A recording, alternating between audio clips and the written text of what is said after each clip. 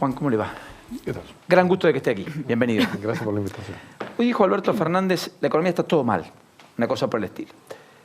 El gobierno dice, mire, la economía, lo macro está bastante mejor, las bases son diferentes y además lo peor ya pasó. ¿Alguno de los dos tiene razón o solo medias verdades en ambos, en ambos discursos? La verdad que comentar estas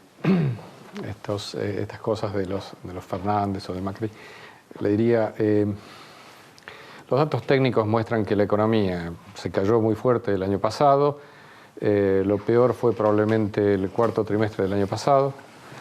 Desde allí, primer trimestre y datos del segundo trimestre muestran que se estabilizó. De hecho, el segundo trimestre del año va a mostrar año contra año algo de crecimiento por el agro. Para tener una idea, el año pasado el agro en el segundo trimestre cayó 30% el Producto Bruto, estoy hablando de 30%, este año va a estar creciendo 50%. O sea, y eso tira para arriba el producto.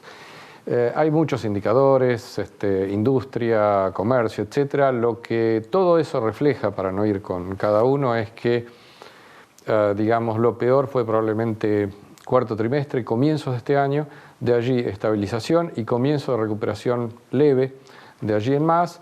Junio no fue muy bueno porque en junio hubo algunos problemas como mucha lluvia, el blackout del corte de luz, un día menos que el año pasado, en fin, serie de cosas por el estilo.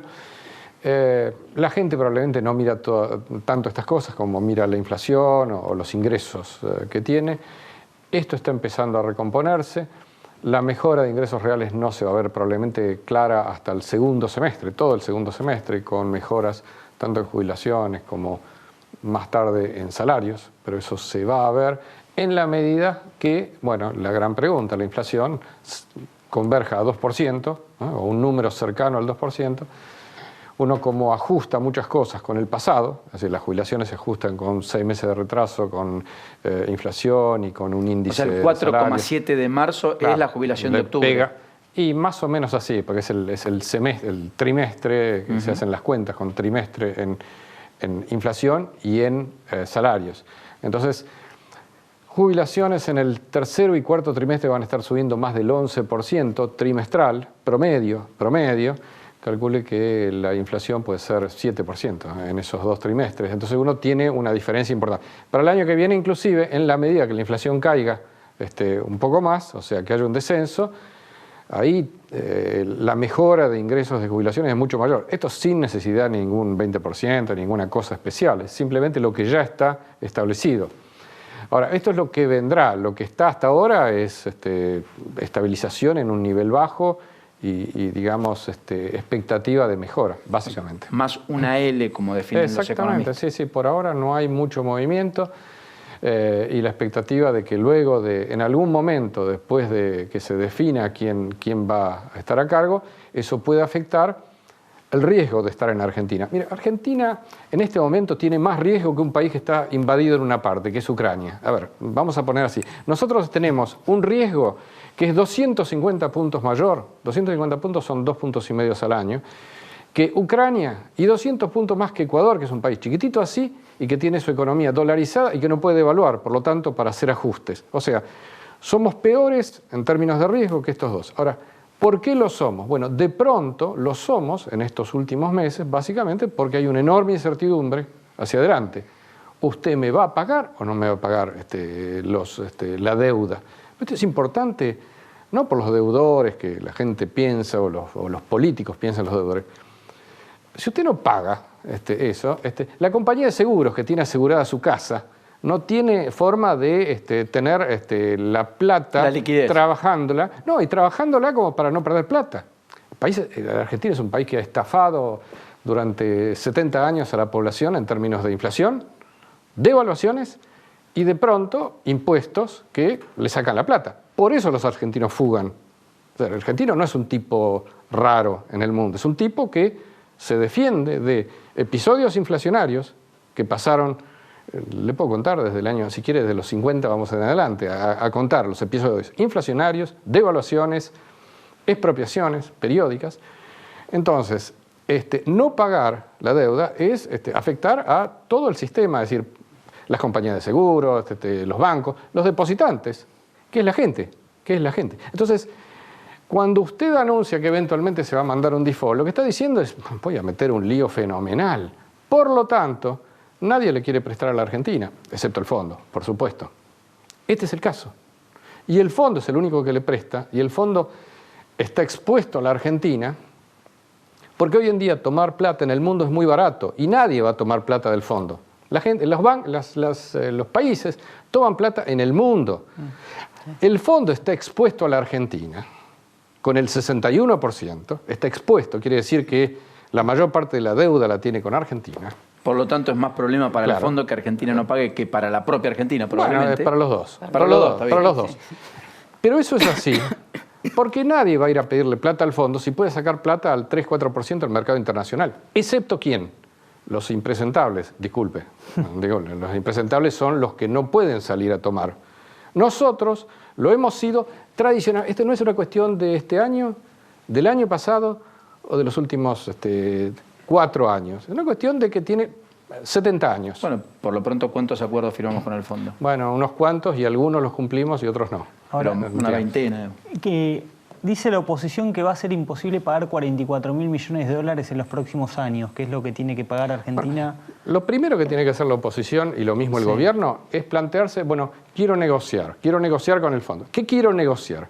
Lo que el fondo está dispuesto a negociar, y eso está escrito, es ¿qué quiere usted hacer en su país, qué usted va a hacer en su país para mejorar las condiciones de pago de esa deuda y para mejorar el crecimiento económico, básicamente?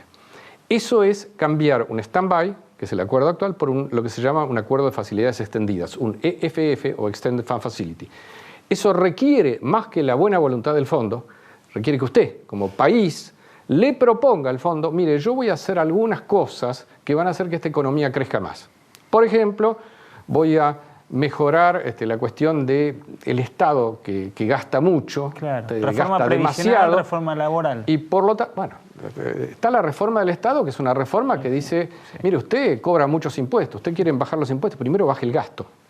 Usted va a tener que hacer algo de eso, va a tener que hacer algo con lo laboral, porque usted además dijo que va a firmar un acuerdo con los europeos. ¿Usted sabe lo que es eso?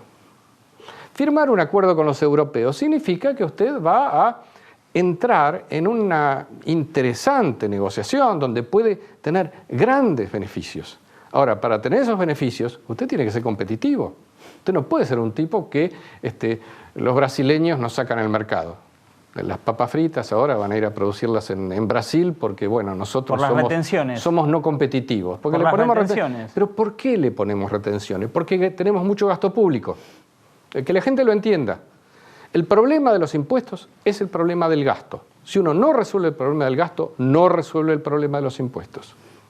En resumen, digamos, Argentina tiene muchas cosas que hacer. Argentina es un país riesgoso porque los candidatos no despejan las dudas. Entonces tenemos una prima de riesgo, una tasa de riesgo muy elevada. Se supone que después de pasadas las elecciones vendrá alguien que dirá, bueno, yo voy a armar este programa económico, tengo este programa, voy a pagar, porque, digamos, un buen deudor es un tipo que paga. Sí, y con un aditamento, que es que tampoco los inversores ven un programa económico hoy. No. Está claro.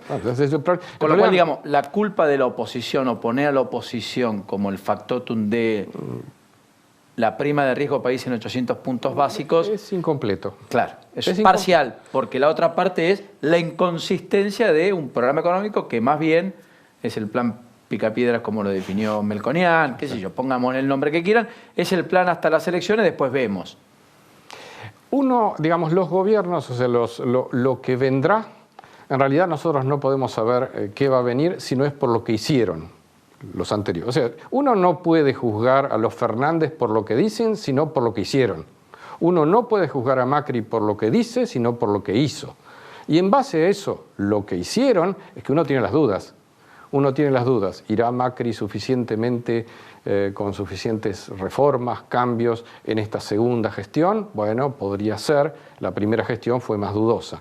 ¿Irán los Fernández haciendo exactamente lo contrario de lo que hicieron durante todos los 10, 12 años que estuvieron?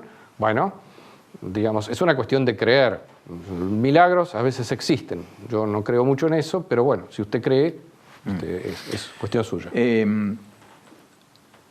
Se discute mucho, entre tantas discusiones que tenemos en la Argentina, básicamente, Juan, el tema de si la Argentina está en condiciones de salir a buscar esos mercados al mundo, o si la Argentina es un país que tiene que centrarse primero y fundamentalmente en reconstruir su aparato productivo, en no reprimarizar su industria y su economía, apostar al consumo interno, que es en buena medida lo que dinamiza en general la actividad económica, y por lo tanto el instrumento que se utilice para poner más plata en el bolsillo de la gente, entre comillas, como dice hasta el mismísimo Roberto Lavagna, está justificada. ¿Usted cree que es esos dos modelos los que están en juego? Mire, a ver, si uno quiere privilegiar el mercado interno, la pregunta es ¿con qué lo va a hacer? El problema básicamente de la Argentina es que la Argentina no produce dólares y nosotros necesitamos dólares. Yo le recuerdo que tampoco los produce Chile, los produce Brasil, sí, los produce a través de exportaciones. O sea, nosotros producimos dólares financieros, tenemos grandes deudas, no producimos dólares comerciales. Nuestra economía exporta 65.000 millones de dólares para un Producto Bruto de 500.000, digamos, o sea, exportamos muy poco, generamos pocos dólares comerciales. Los únicos dólares que generamos son cuando le pedimos plata a los otros, esos son los dólares que generamos. Por otra parte, les recuerdo, en la parte de servicios, ya no si quieren bienes, en servicios nosotros gastamos mucho más de lo que ingresamos. ¿Por qué? Básicamente porque, bueno, usted y yo nos gusta viajar, digamos, y cuando viajamos gastamos mucho, digamos, y yo no digo que uno deje de viajar, lo que estoy diciendo es que gasta más de lo que puede gastar. Eso se llama déficit de la cuenta corriente y eso hay que financiarlo con entrada de dólares. ¿Con qué se generan los dólares? Bueno, los dólares se generan básicamente exportando un poquito más o teniendo mucha inversión extranjera. Nada de eso. Para hacer eso está antes de plantearse repartir lo que usted no tiene. Entonces, Argentina tiene que hacer en realidad un rebalanceo, permítame ponerlo en estos términos, un rebalanceo en sus cuentas nacionales y aumentar la proporción de inversión y exportaciones y en ese sentido, no sé si me van a pegar acá, pero bajar un poco la relación consumo. Es decir, el consumo tiene que crecer menos que lo que crece en la inversión y las exportaciones. Y esto es así para ser sostenible, para generar los dólares que nos van a permitir dejar de caer en periódicos episodios. Está bien, pero yo lo escucho a usted y veo una mayor proximidad con lo que plantea Macri Pichetto y lo que plantea Sper que con lo que plantea Alberto Fernández, Cristina Fernández e incluso Roberto Lavagna y Juan Manuel Urtubey. ¿Me equivoco? Es probable que sí, digamos, lo que estoy tratando No lo estoy definiendo a usted como, digamos, políticamente. Lo que quiero decir es, ¿qué es lo que intentan decir los candidatos sin decirlo explícitamente muchas veces? Es probable que intenten decir eso, esos candidatos, o los candidatos oficial y eventualmente Sper. Lo que pasa es que uno tiene que saber con qué cuenta. Argentina tiene, digamos, no tiene en este momento recursos como para salir a repartir. Entonces, cuando uno no tiene con qué repartir, no puede repartir la pobreza, digamos. Bueno, esto es esencial en entenderlo. En el corto plazo, esto es lo que hay que hacer. Generar un cambio. Argentina ha tenido una pobre performance económica. Yo le diría, ha sido de las más pobres en la historia de los países de Latinoamérica. Argentina era el país que era la meca para venir en temas de migración. Hoy en día la cosa va por otro lado, es decir, es otro lado. Simplemente recuerde la señorita de Tacna, donde la idea era que de Perú uno venía a la Argentina para, digamos, el gran país del sur, en comparación con lo que soy. Uno va a otros países. Bueno, la generación de nuestros padres, nuestros abuelos, en la entreguerra o posguerra del siglo pasado, viniendo a la Argentina a buscar ese futuro que finalmente hoy muchos argentinos van a buscar a Europa. Bueno, eso cambió. Eso cambió. Y para que eso vuelva a ser, digamos, un lugar donde la gente venga, usted tiene que empezar a crecer. Usted no puede tener un crecimiento de 0,2% por año, porque eso, digamos, lo va a hacer caer en relación con el resto de los países. Recuerda simplemente, Argentina era un país que producía mucha carne, muchos productos y los exportaba. Bueno, durante años eso estuvo cayendo. Recién ahora está empezando a salir eso. Eso es un trabajo de años, es un esfuerzo que hay que hacer Y es obviamente muy difícil comentárselo a la gente de que uno tiene que hacer un esfuerzo grande para salir, pero es lo que hay que hacer. Los anabólicos sirven para esta etapa de todas maneras y mientras tanto, por caso, la prórroga en la compra con subsidios de autos 0 kilómetros que se extiende durante el mes que viene, la idea de los créditos ANSES a través de la tarjeta Argenta, la idea inclusive de la hora 12 extendido a sectores que no estaban hasta aquí contemplados, turismo, artículos del hogar, mueblería. Sí, es mucho más hasta barato, gimnasio, si usted quiere, etcétera. Yo diría que eso sirve, eso no resuelve nada, pero sirve transitoriamente. En general es mucho más barato hacer esto que es subsidiar la demanda que subsidiar la oferta. Cuando uno subsidia la oferta se vuelve muy ineficiente el subsidio ese. En cambio, subsidiar la demanda, uno paga directamente al que va a comprar, le ayuda a comprar y lo que se está logrando ahora es simplemente reducir los enormes stocks que tienen las fábricas. Es decir, las fábricas de automotores estuvieron parando durante varios meses, básicamente porque tenían una cantidad de un stock enorme. Eso se está reduciendo. En algún momento, en la medida que usted ponga la maquinaria en marcha de la economía, bueno, todo eso va a empezar a volver a crecer. Bueno, se acordó por parte del ESMATA en Córdoba con Iveco, quería leerlo, producir camiones GNC para mantener la estabilidad laboral hasta el 2020. Se van a fabricar camiones con GNC en plantas donde estaban fabricando otras cosas. Argentina está cambiando mucho la producción de automotor, no sé si la gente tiene conciencia de esto, pero por ejemplo, antes nosotros fabricábamos básicamente vehículos comunes, ahora fabricamos mucho más camionetas, vehículos de transporte, utilitarios. Y algunos camiones. Y esto es porque en realidad tenemos unos productores que demandan eso, entonces tenemos el agro que demanda mucho de eso, la minería que demanda eso, y con eso estamos produciendo para exportación también. Con eso yo diría, en el sector automotor ha habido cambios. Lo que antes era puro subsidio, hoy es una industria que tiene perspectivas de autosustentarse, ¿no? Mañana se va a conocer el decreto de licitación del nuevo gasoducto de Vaca Muerta. Sí. Va a estar en el boletín oficial. Se van a recibir ofertas hasta el 20 de septiembre. Aparentemente, el objetivo, por supuesto, es transportar más gas de Vaca Muerta. Y efectivamente, aparentemente en octubre se va a empezar esa obra. La primera parte es hasta Saliqueló, que va a tener un costo de 800 millones de dólares. Y luego llegará hasta San Nicolás con un valor de casi 2.000 millones de dólares. Total, sí. Totales. Todo esto en 5 años, la idea es dejar de importar con los buques que hoy llegan al puerto de Escobar. Sí, exactamente, el GNL. El GNL, gas natural licuado de petróleo. Sí. Eso, ¿se puede eventualmente frenar en un recambio o eso es fruto de lo activo que Argentina tiene y que virtualmente es imparable, salvo por supuesto locuras, digamos, ¿no? Siempre se puede estar peor, vamos a decirlo así. Es decir, frenar es difícil que se frene porque hay un activo importante que todos los candidatos saben que eso es bueno, que eso es algo que está allí.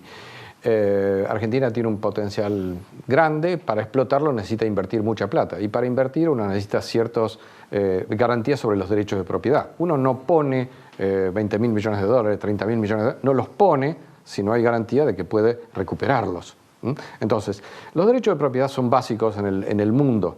Digamos, si uno no tiene una clara idea de eso, de los gobiernos nacionales y los gobiernos provinciales también, acá es necesario tenerlo en cuenta. Ahora, Vaca Muerta es un reservorio muy importante, no solamente en gas, porque eso es gas, pero también está el tema petróleo. De hecho, petróleo puede también dar una salida muy importante y puede ser una cosa inclusive más fácil de exportar, digamos, y de apropiarse de algo que no se lo pueden sacar a uno. Con lo cual, en realidad, es un área que debería dar un crecimiento importante. Yo diría que no hay que entusiasmarse exclusivamente con Vaca Muerta, porque Vaca Muerta, finalmente, si somos muy exitosos con Vaca Muerta, lo que vamos a hacer es, vamos a terminar como Arabia Saudita, que produce una sola cosa. No, eso no es lo mejor. Lo que hay que hacer es aprovechar esto para que crezca un sector, que crezca una región, y al mismo tiempo que se desarrollen otros sectores. Es decir, uno no puede tampoco tolerar que porque tiene mucha producción agropecuaria o mucha producción energética, el tipo de cambio se le desplome porque tiene mucha producción de eso, ¿no? Juan, lo último. Dijo Guillermo Calvo que es probable que Cristina Fernández de Kirchner dé más garantías de transformaciones a futuro que el mismísimo Mauricio Macri, por la capacidad y musculatura política de poder el peronismo hacer reformas, como pasó con el menemismo en los 90, que la oposición a la cual van a bastardear haga lo que haga, digamos. Sí. ¿Hay algo de eso? ¿Hay algo de eso sobrevolando que matiza el efecto del retorno al poder de Cristina? Yo creo que los agentes económicos pueden mirar las declaraciones, pueden mirar también lo que hizo cada uno en el pasado.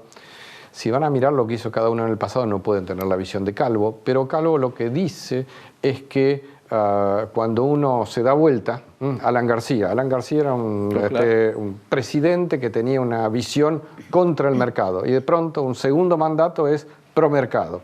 Bueno, si uno le va... A ver, la pregunta que yo haría es, ¿creen ustedes que Maduro va a cambiar su posición o va a ser un presidente pro mercado en la próxima elección? Porque si creen eso, lo que hay que hacer es votar a Maduro. Ahora, creo yo que, digamos, el kirchnerismo o el grupo los Fernández, pueden ser un gobierno pro mercado. Bueno, es probable que haya una parte de esa coalición que sea pro mercado y otra parte que sea antimercado, y uno hasta la puede identificar claramente.